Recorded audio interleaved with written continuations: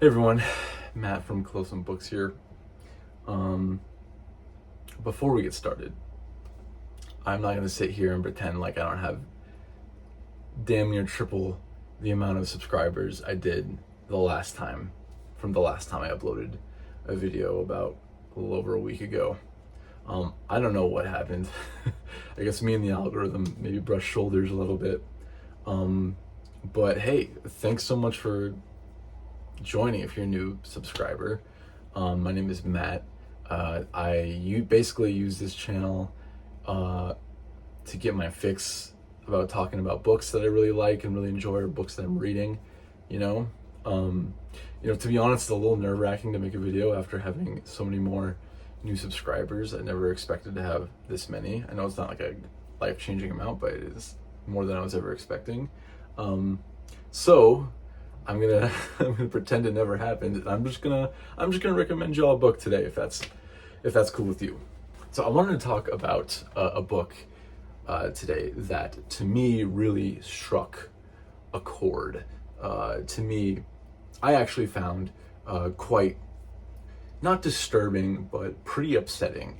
Maybe borderline disturbing. And that book is The Things They Carried by Tim O'Brien. This book is a series.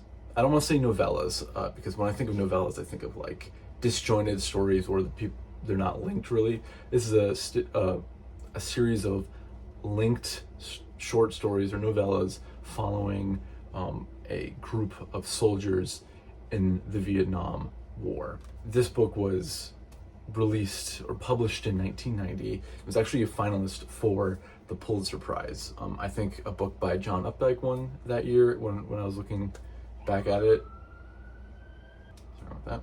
And this book is a semi-autobiographical memoir about O'Brien's time in the Vietnam War. And the first thing I wanted to talk about is I originally was not super interested in this book.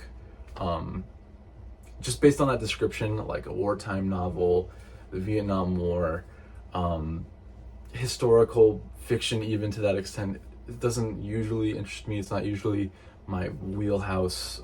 It's usually not what I'm interested in. Very American, wartime, patriotic, macho type novels doesn't really interest me for the most part, and I typically tend to avoid them. But my friend, she really recommended to me this book, and she knows my taste. She knows what I like, and she definitely knows what I don't like. And she was like, "No, trust me, you have to read it. It's not what you think. You'll really enjoy it." So we ended up doing a book club. Me, her, and her husband, who just is like one of my best friends. We ended up doing a book club and going through this book. I read through this book pretty quickly, actually, I mean, I'm a really slow reader, and I got through this thing in like a week. But you know what? She was right. This book totally surprised me. Totally was not what I was expecting at all. And you know what? This book, the way I would describe it was just very upsetting.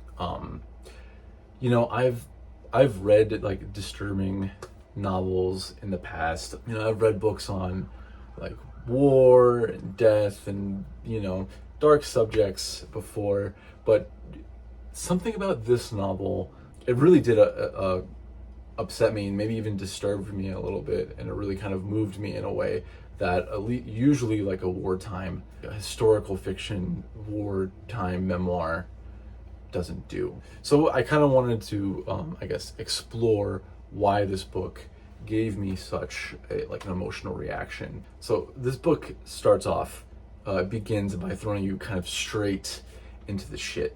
It starts off with this really great chapter that kind of very cleverly introduces all the characters, their idiosyncrasies, and kind of their coping mechanisms to get through the war. The first thing that strikes you about this chapter is that it's written from a very reflective point of view, a very reflective perspective. Like the first person narrator has spent a lot of time thinking and reflecting on his experience in Vietnam. And in this chapter, some really tragic, terrible, horrific shit happens. You know, some really horrible things that you'd expect from like a Vietnam War book, right? But I think importantly in this first chapter, it is so much more human. This is partly because it is such a reflective point of view and such a personal point of view, but also he starts to go into like the guilt the people in the platoon feel and kind of that brunt of emotional responsibility let them feel, especially the platoon leader, who kind of as a coping mechanism will let his mind wander, and he thinks about this girl he once knew, you know, and that's kind of like as a coping mechanism to help him get through this horrible experience, which is the war, right? He's kind of stuck in this situation where he has this coping mechanism just to survive, basically, like just so he can live from day to day and still feel like a human being from day to day and coping with what's going on around him and all the horrible things he's seeing. But also he feels this immense guilt for letting this coping mechanism distract him from day-to-day war and putting his platoon in danger. He feels this really immense guilt, but really, like, what other choice did he have? So you're already playing with these ideas of like guilt and culpability, when in reality he's just trying to survive and he's carrying out the orders that he's basically being given. But you know, it's like first chapter, it's like, okay, yeah, it's sad, there's a lot of tragedy, there's a lot of violence and war happening, but that's kind of what you expect from a war book. It's a very good first chapter, it's a very compelling first chapter, but it is kind of like, I read it, I was like, yeah, I mean, this is about what I expect. This is like a very smart person reflecting on a traumatic experience he was going through, right? But you know, very shortly after this chapter, it goes back in time and it follows the narrator just as he's leaving college. He graduates from college and he gets into Harvard for graduate school. So he has this very bright future ahead of him. And he kind of talks about how, as like a college graduate, he talks about how he was philosophically and morally against like war in the army as an institution in the first place. But then that's when he gets drafted. The draft letter comes and it kind of is this explosive moment in the book where it takes the war out of this like philosophical realm, and it's not just like an idea anymore that he can just be like opposed to or intellectually against. It's like the reality of the situation that the government is like mandating him to fulfill, right? Like he has to go and do it. Like that's what the draft was, right? You got called in and you didn't have a choice, you had to go fight in this war. So it kind of like in the first part kind of strips this identity out of him. It kind of strips this humanity out of him, where he's thrown into a situation that he doesn't want to be in. And it continues with this really haunting story about how he's faced, or he has the opportunity to dodge the draft. He doesn't want to fight in the war, and he makes it a point to mention that most people who got drafted don't even know why the war is being fought in the first place. And to this day, I guarantee you, if you ask most people my age, they don't know why the Vietnam War was fought in the first place either. You know, it wasn't super clear to them, super clear back then to them either, you know. But he's faced with this opportunity to dodge the draft, but he doesn't have the courage to do it. And that's something he mentions, is that like what true courage is. Because at the time he felt that if he's dodging the draft, like it might not be courageous, because he's not going to go fight for the country, go fight in a war. He's dodging or leaving the responsibility of fighting in the army, right? If he dodges the draft, he has to deal with that societal weight and pressure and disapproval of dodging the draft and not fighting for the country. Even though most of the people there don't even know why they're fighting in the first place. Like, you dodge the draft, like that's dishonorable, right? So he plays with this idea of like what real courage is, and how he feels in that moment the real courage would have been dodging the draft and facing societal consequences. And now he has to see all this horrific, terrible shit fighting for a cause that he doesn't really understand and is like probably morally opposed to. And that's something I think is really important in this book, is that O'Brien does a really great job of parsing out the difference between the institution of the army, like a government institution, versus the individuals that make up the army, who are often there without a choice. And it's a really stark contrast from the first chapter, right? Because the first chapter is like, okay, we see all this horrible, terrible shit, but it's a wartime novel. What do we really expect? And then it goes straight into this chapter about you sympathizing with the character. Like, oh my God, he didn't even want to be here in the first place. Not only did he not want to be here in the first place, but he doesn't even know why he's there in the first place. And that's the case for most of the people in his platoon, you know? So these people are seeing all this really horrific, life-changing, life-altering acts of violence and tragedy that they didn't really have a choice but to see. Really what this is this is a story about how that experience changes people, how war as a whole changes people. No matter who they were or how sturdy they were in themselves before the war, they got drafted, they didn't have a choice, and then they came back and changed, if they came back at all. And this is really exemplified, I think, by like an honestly genius 3-chapter run and around the midpoint of the book. This is where the book gets really interesting, really strange, honestly, because it's already a little bit unconventional in the sense that it's a bunch of linked novellas. It's not like a really straightforward war story like you would typically expect, but it's kind of like this experimental universe of novellas following the same characters. But this part in the book is where it actually gets pretty experimental and weird, and really meta and mind-bending. The first part of this 3-chapter run is how to tell a true war story, and it's this really meta story where O'Brien is reminding the reader that he is reading a book.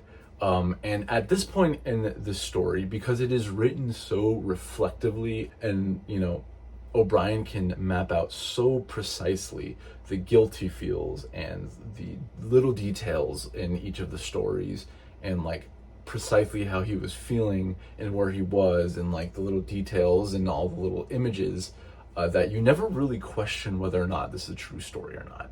You kind of just accept that it is a like a memoir, like a wartime memoir. But O'Brien in this chapter directly like challenges the reader, telling them what he's saying may not factually be true.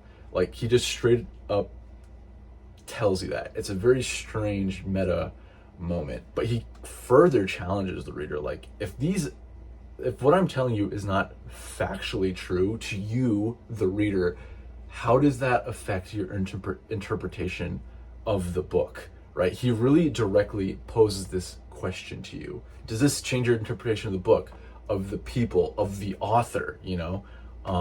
Does it matter to you that these stories might not factually be true? You know, it's a very strange moment. When I was reading, I was like, whoa, what is this dude doing to me right now? But then he makes this case that like, it doesn't really matter if these things factually did or didn't happen. The stories, regardless, are true. And he kind of just leaves it at that. And you're just like, what does that mean?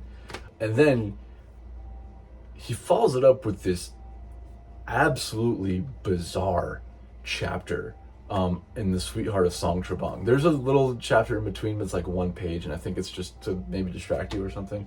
But this chapter is just this bizarre trip of a chapter that is very experimental and very it's just very strange. It's weird, honestly.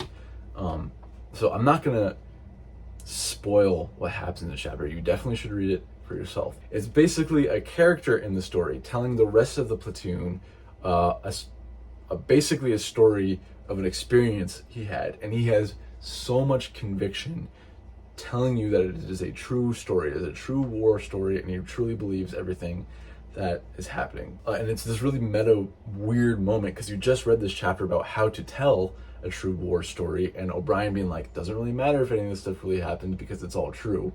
And then he tells you this absolutely unbelievable story, like that has like elements of like magical realism and like horror in it about how someone gets physically changed as a result of the war, right? And that's as much as I'll explain about that chapter.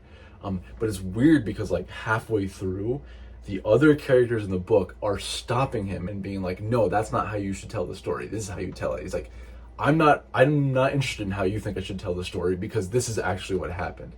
It's a super weird trip of a chapter, but it is also like a scary and like has a lot of like elements of horror in it. It's a very creepy part of the book. It's this really like weird experimental part of the book that really forces the reader to think about how he interprets the rest of the book, right? Because when you finish this chapter, The Sweetheart of Song Trebong, you are forced to sit there and like reconcile, like, okay, that probably didn't happen, but the message of that chapter is definitely true. And it forces you to think about how you're reading the rest of the book, like, because at this point, O'Brien has so clearly and so accurately retold his feelings in a way that you can feel the decades of guilt and emotion and thought and reflection he's put on into these experiences.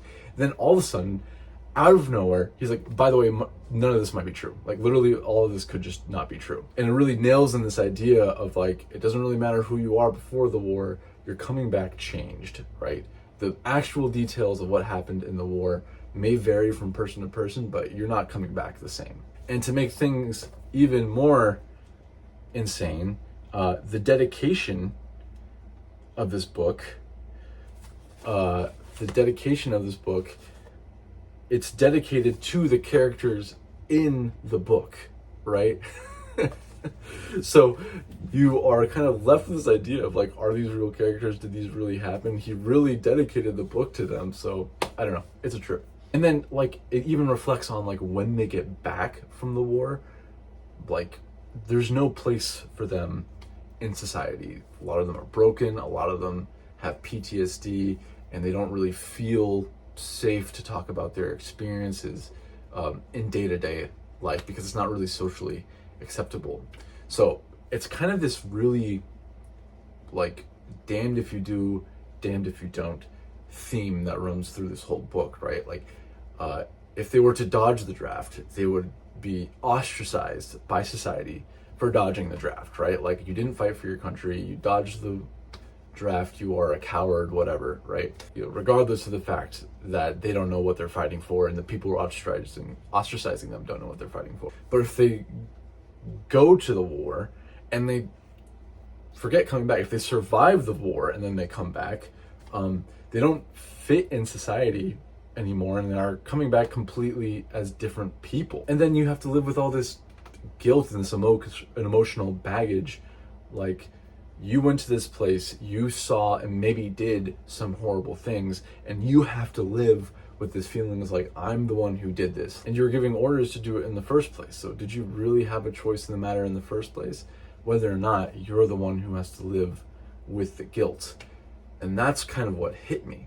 And I think that's where book is really potent, separating the army as a government institution versus the people and the veterans who make up the army. Like O'Brien says and makes it very clear in the book, is that most people didn't want to be there. Most people didn't have a choice or even understand why they were there in the first place. You know, it made me think about my own perceptions of like veterans and, you know, the army, right? You know, I think it's pretty normal for people my age, I'm 30, I'm a millennial, to have a general distrust for the army and the military as like a government institution. You know, growing up through 9/11 and the Bush administration, and having to like go through all this, you know, military propaganda. Like I couldn't watch like Saturday morning cartoons without getting like 3 or 4 Go Army commercials and, you know, like the Few, the Proud, the Marines, you know, and then just to find out the war wasn't really what we were being told, you know. I think it's pretty normal for at least my generation to have this distrust of the Army as a government institution. And you know what? I stand by that, and that probably won't change until I die. However, this book does a really great job of reminding you that veterans or people in the Army often didn't have a choice, are often thrown into that situation, or had to join that situation just to survive, despite their moral codes or what they really believe, and this is certainly true for, Vietnam vets, who were drafted and didn't really have a choice, and I think most people my age, they know a Vietnam vet, whether it's like a grandfather or like an uncle or even like a parent or something like that. And this book makes you sit down and reflect, what things did they see?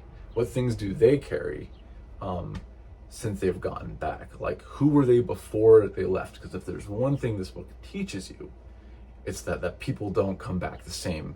What kind of person were they before the war versus how they are now?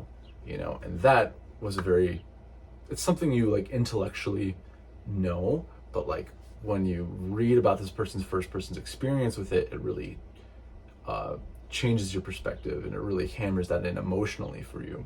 And I think that's what really affected me with the book a lot. I would really recommend this book. Again, I'm not a huge wartime novel guy, but this book was definitely worth the read, and I would recommend it. I wouldn't say that this book is perfect. There are times, certainly near the end, where the voice of the narrator, it gets a little grating, it gets a little old, you kind of get a little bit sick of the way he talks about things, so matter-of-factly, so doomery. You can't really blame him, but it does kind of get grating after a while.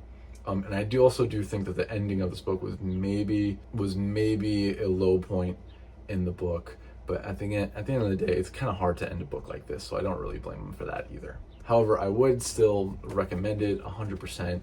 This is a really great book. It got me to read a whole wartime book, which is kind of a rare feat. And I was able to read it in a week, which is definitely a rare feat. Anyway, so that is Things That Carry by Tim O'Brien. I wanted to recommend that book to you. I hope you all are doing well. It is hot as hell out here, man. I'm sweating like crazy, even with the AC on. I don't know what's going on out here. It's a great book. You should read it. I hope this made sense and I didn't ramble, or if I did ramble, if it makes any sense. But anyway, thanks for stopping by. Thanks to everyone who's new. Next week, or maybe the week after, I'll give you a big book summer reading update. But I hope that you guys check out the book. Have a good rest of your weekend. Goodbye.